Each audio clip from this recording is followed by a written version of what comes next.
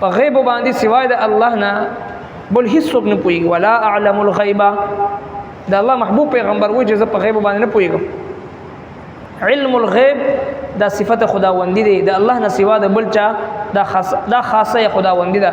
علم الغیب. سورة الانعام آیت نمبر 49. اعوذ بالله من الشیطان الرجیم. بسم الله الرحمن الرحيم. والذين كذبوا بآياتنا يمسهم العذاب بما كانوا يفسقون. قل لا أقول لكم عندي خزائن الله ولا أعلم الغيب ولا أقول لكم إني ملك إن أتبع إلا ما يوحى إلي. قل هل يستوي الأعمى والبصير أفلا تتفكرون. صدق الله العظيم. تیرو آیتونو مبارکو کی اللہ جل شانہ د قرآن کریم او د توحید منکرینو ته دا فرمایل چې کچری الله جل شانہ تاسو نه د قتل قوت د اوردل قوت او د زړه د پوهې صلاحیتونه تاسو نه سلب کینو بیا د الله نه سوا بل څوک داسې شته چې هغه تاسو ته واپس کړي. او کچری تاسو باندې د الله عذاب په ناګهانه باندې د شپې یا د ورځې راشي نو په دې سره به صرف دا ظالمان به هلاک کیږي. او بیا فرمایل چې مونږ دا پیغمبران صرف دې لپاره لګو چې هغه بشارت ووري نیک عمل کوونکو ته او ويري خلق چې کم نه منون کې نافرمان دي. چا چې ایمان وروړو او د خپل اعمالو اصلاح وکړه تابعداري وکړه نو نه به سویروي په دوی باندې او نه به دوی غمجن وي. نه چې کوم آیتونو مبارکه دي په دې کې فرمایي چې کم کسان زمونږ د آیتونو انکار کوي تکذیب کوي نو دوی ته د الله جل شانه عذاب هغه به دوی باندې راځي د دوی د نافرمانی کولو په وجه باندې. او بیا دغه منکرینو د توحید منکرینو د رسالت منکرینو د قرآن دوی ته جواب الله جل شانه ورکي چې دوی بعد نبی کریم صلی الله علیه وسلم نه د دې خبرې مطالبه وکاو چې د مکې دا غرونه دا د سرو زرو جوړ کا او تاسو را مخکې رسو د فرشتي روان وي او دغه چې د مکه معظمه چې دا دی کی باغات روخ جوا داسې مطالبات چې هغه د انسان د سوچ نه بالاتر خبرې وي. اگر چې د نبی کریم صلی الله علیه وسلم ذات مبارکه سراپا معجزه وا د نبی علیہ الصلوۃ والسلام هغه سلويخ کال ژوند پدې کې تیرول داغه د ژوند یو ادا یو لمحه دا معجزه وا او دغه سي د قران کریم په شانتي زنده او جاوید معجزه چې د ټولو عرب او شعراء ته حکما او ته او چې کوم فصحا او بلغا خلق دي دا غوي اغودا دا غوي چې کوم ادیبان او ماهرین او ډیر اهل علم خلق او پاغوي کی په يهودو کی په نصاراو کی په مشرکین مکه کی اغوی ته قران کریم اخکارا اعلان او کو چې تاسو د دې قران کریم د یو سوره کوثر عمره یو سورت راوړي نو ټول عاجز شو بے بس شو د قران کریم د دې معجزې په وړاندې دینه لوی معجزه څه کې دي شو خدایي باوجود چې هغه با داسې مطالبات به کو چې هغه الله تبارک وتعالى غختل چې هغه د دوی هغه مطالبات او خواهشات هغه د پوره نشي ځکه دوی د مطالبات صرف د خپل هدایت لپاره نه کوو چې موږ ایمان وروړو، بلکې ضد او عناد لپاره چې کله یو مطالبه پوره شو نو بیا بل مطالبه کوو، چې کله بل پوره شو بیا بل کوو. لہذا په دې آیت کریمه کې الله جل شانه دوی ته جواب ورکړي، څلورو خبرو سره جواب ورکړي. وړومبی دا چې زما محبوب پیغمبر دوی ته ووایه چې ما سره د الله جل شانه خزانه نشته دي.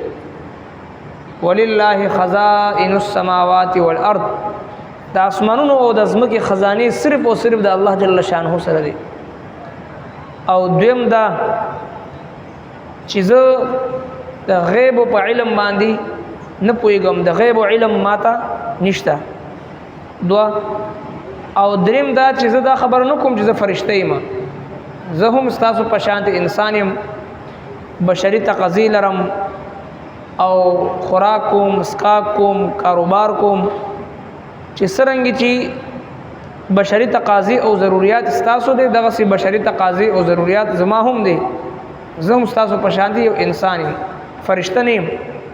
لہذا دا اعتراض مکوئ چې دا څنګه پیغمبر دی چې دی خو په بازار کې ګرځي. ما لهذا الرسول یاکلون الطعام ويمشون في الاسواق. مشرکین وبدا اعتراض کوي چې دا څنګه پیغمبر دی، دا خو په بازار کې ګرځي، دا خو کاروبار کوي، او دی خو چې دی نو دی تجارت کوي، او دی خو خوراک اسکاک کوي، دی خو موږ په شانتي انساني ضرورت لري، دا څنګه پیغمبر دی. لہذا الله تبارک وتعالى دا جواب کوي چې دوی ته ووایه چې زه فرشته نه یم، زه انسان یم، ستاسو په شانتي بشری تقاضی ضرورت زما هم دي، خوراک کوم، اسکاک کوم، کاروبار کوم وغیرہ. او څلورم دا چې زما او ستاسو په منځ کې فرق دا دی چې ما ته وحی کیږي، زه د الله پیغمبر یم، د وحی په ذریعہ باندې زما رهنمایي کیږي. لہذا روند او بینا برابر کیدی شي نه، چې څنګه روند او بینا نشي برابر کیدی، دغه سي یو مؤمن او کافر نشي برابر کیدی. او یو هغه کس چې هغه ته د قران کریم وحی د الله جل شانه طرف نه کیږي هغه، او یو هغه کس چې کوم یو کافر دی، مشرک دی، هغه ضد او عناد په بنیاد باندې انکار کوي، دا چرته برابر کیدی شي. فرمای والذین کذبوا بآیاتنا، او کسان چې دروغړي آیاتونه زمونږه، یمسهم العذاب، جخ بشي دوی پوری عذاب، بما كانوا يفسقون، په سبب د دوی د نافرمانی، د دوی د نافرمانی په وجه باندې په دوی باندې عذاب راځي. قلت ورته لا اقول لكم، نو يم زه تاسو ته عندي خزائن الله، چې زما په اختیار کې د خزانه د الله، ولا اعلم الغیب، او نما سره او نه زه پوهیږم په غیب باندې، په پټو سيزونو باندې. یو خدا چې د الله خزانه ما سره نشته، او دویم دا چې د غیب علم ما سره نشته. دریم دا چې ولا اقول لكم اني ملک، او نو يم چې تاسو ته فرشته یم، زه ملک یم. د الله محبوب پیغمبر دی، امام الانبیاء دی، امام الاولیاء دی، امام الاولین دی، سید الاولین دی، سید الاخرین دی، د ټولو پیغمبرانو پیشوا او رهبر او رهنما دی، مقصود کائنات دی. او دغه باوجود وای چې ما سره د الله خزانه نشته، دویم دا د غیب او علم ما سره نشته. نن چې مونږ او تاسو کوم حالات ګورو چې هر سړی را پاسېدل دي چې د جادو توړ، مشکلات او حل، د کاروبار اسانتیا، د رزق فراخي او اتفاق اختلاف ختمول، هغه ټول خبرې چې کوم داسې دعوا کوي د یو سیز، او دې خلک داسې د خپل د ایمان د کمزوري د وجنه، د قران کریم سره تعلق نه کېدو د وجنه، د قران کریم په علم باندې ځان نه پوهېلو په وجه باندې، د قران کریم په ذریعہ باندې د خپل مشکلات نه حل کولو په وجه باندې بیا دغه جاهلو، بدعتیانو، رسوماتو، جهلو خلکو پس ګرځي. خصوصا زمونږ د دې معاشري زنانه خپل عزت نه هم لاس وینځي، مال او دولت نه هم لاس وینځي، شرم او حیا نه هم لاس وینځي. دغه جاهلانو نا اهلو خلکو پس چوګرځي چې کوم خلکو بظاهر باندې د خدای دعوا کړې وي. دغه اشتهارات په اخبارونو کې، په سوشل میډیا باندې موږ تاسو وینو، داسې دعوی کوي چې د هر مشکل حل چې دغه موږ سره دی، د هر مسلې حل چې دغه موږ سره دی، چې څه زړه غواړي موږ ته را نږدې شي او هغه مشکلات به تاسو حل کیږي. نعوذ بالله. قران کریم کې الله رب کائنات فرمایي لا اقول لكم عندي خزائن الله. د الله محبوب پیغمبر اعلان کوي چې ما سره د الله خزانه نشته. ولا اعلم الغیب او نه زه په پټو باندې پوهیږم. ډېر جاهلان وایي چې خپل پیر صاحب ته ورلم ما ته زما د مستقبل او زما د ماضي ټول حالات راته وي، زما ټول حالاتو باندې با خبرو. دا ټول هغه شرکی او بدعت ولا عقیده ده. په غیب باندې سوای د الله نه بل هیڅ څوک نه پوهیږي. ولا اعلم الغیب د الله محبوب پیغمبر وایي چې زه په غیب باندې نه پوهیږم. علم الغیب دا صفت خداوندی دی، د الله نه سوا د بل چا دا خاصه خداوندی ده. علم الغیب یو اخبار د غیب دی، د غیب خبرې چې دی رب کائنات خپل محبوب پیغمبر ته را لګلې دی، هغه ته اخبار د غیب وي، د غیب خبر. قیامت پر سراتون کې دی کم کم فتنی برازي، کم کم پیشنګویان دي، دیتا د غیب خبرې وي. علم غیب دیتا نه وي. ولا اقول لكم اني ملك او نو يم ز تاسو ته چې زه فرشته یم. او سلورم دا ان اتبع الا ما يوحى الي، زه تابعداري نه کوم مگر دا هغه څه چې کوم ماته وحی کیږي. وما ينطق عن الهوى ان هو الا وحي يوحى.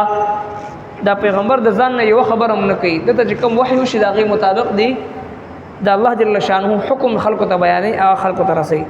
قلت ورته هل يستوي الاعمى والبصير، آیا برابر دي ړوند او بینا او لیدون؟ افلا تتفکرون، پس آیا فکر نه کوي؟ غور او فکر چې کله انسان وکي، قران کریم بار بار د تفکر، د تدبر، د سوچ او د فکر دعوت ورکوي مسلمان ته. قران کریم مخه ته کیدا اولولا ځان پی پوي کا، په معنا باندې پوي کا، په دې باندې فکر وکا. نو رب کائنات به د شرک نه، د کفر نه، د فسق نه، د بدعات او رسومات نه در په در خور په سر د ګرځیدونه او داسې د جاهلانو د سحر او د جادو نه الله جل شانه دا مؤمن حفاظت کوي چې چا قران کریم سره مضبوط تعلق وي. والذین کذبوا بیااتنا، کوم کسان چې دروغ غني آیاتونه زمونږه، یمسهم العذاب، جخت بشي په دوی پورې عذاب، بما كانوا يفسقون، په سبب د دوی د نافرمانی کولو. قلت ورته ولا اقول لكم، نو يم ز تاسو ته عندي خزائن الله، چې زما په اختیار کې د خزانه د الله. ولا اعلم الغیب، او نه پوهیږم ز په غیب باندې، په پټو سيزونو باندې. ولا اقول لكم اني ملك، او نو يم ز تاسو ته چې ز ملک فرشته يم. ان اتبعوا تابعدارنکم ز الا ما يوحى الي، مگر دا هغه څه چې ما ته وحی کړي شي. قلت ورته ويا هل يستوي الاعمى والبصير، آیا برابر دی ړوند او لیدونکي؟ افلا تتفکرون، پس آیا فکر نه کوي تاسو؟ صدق الله العظيم. ربنا تقبل منا انك انت السميع العليم وتب علينا انك انت التواب الرحيم برحمتك.